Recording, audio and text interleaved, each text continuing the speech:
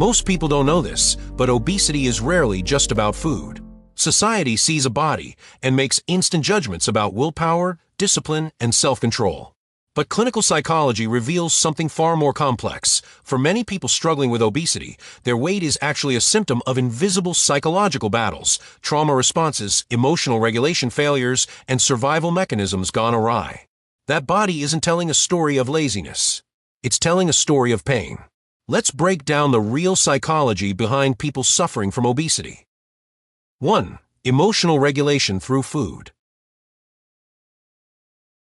Research on affect regulation shows that many people with obesity use food as what psychologists call an external coping mechanism, a way to manage overwhelming emotions they never learned to process internally.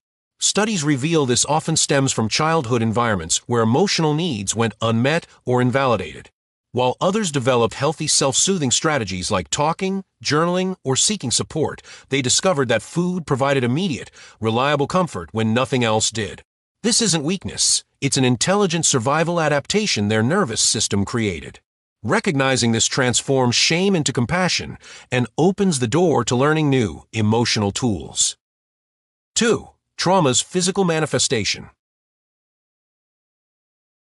Psychologists have identified something profound called embodied trauma, the way unresolved psychological pain literally reshapes the body.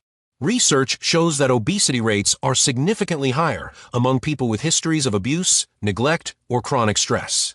While society sees excess weight, trauma-informed therapists see protective armor, a subconscious attempt to take up space, create physical barriers, or become invisible through hypervisibility. Their body isn't betraying them. It's trying to protect them from dangers their mind remembers even when conscious memory doesn't. That's the nervous system's loyalty, not failure.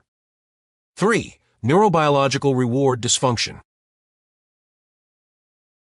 Studies on dopamine and reward pathways reveal that people struggling with obesity often have what psychologists call reward deficiency syndrome. Their brains require more stimulation to feel pleasure due to altered neurotransmitter function. While others feel satisfied with moderate rewards, their neurological baseline demands more intense experiences to register the same emotional relief. Food, especially hyperpalatable processed foods, hijacks this system powerfully. This isn't lack of discipline, it's biochemistry operating on a different baseline.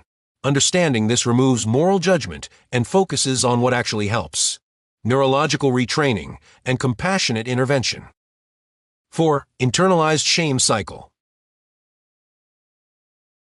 Research on self-concept shows that societal stigma around weight creates what psychologists call shame-based identity integration. People begin to believe they are fundamentally flawed, not just struggling with a challenge. While others can separate behavior from identity, weight stigma makes the body itself feel like evidence of unworthiness. This creates a vicious cycle. Shame triggers emotional eating, which increases weight, which intensifies shame. Breaking this requires radical self-compassion, seeing the person beneath the struggle, not the struggle as the person.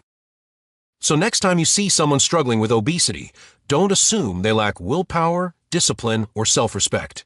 They might be carrying unprocessed trauma, navigating neurological differences, and fighting battles most people never see while society judges their visible symptoms. Bodies tell stories that words cannot.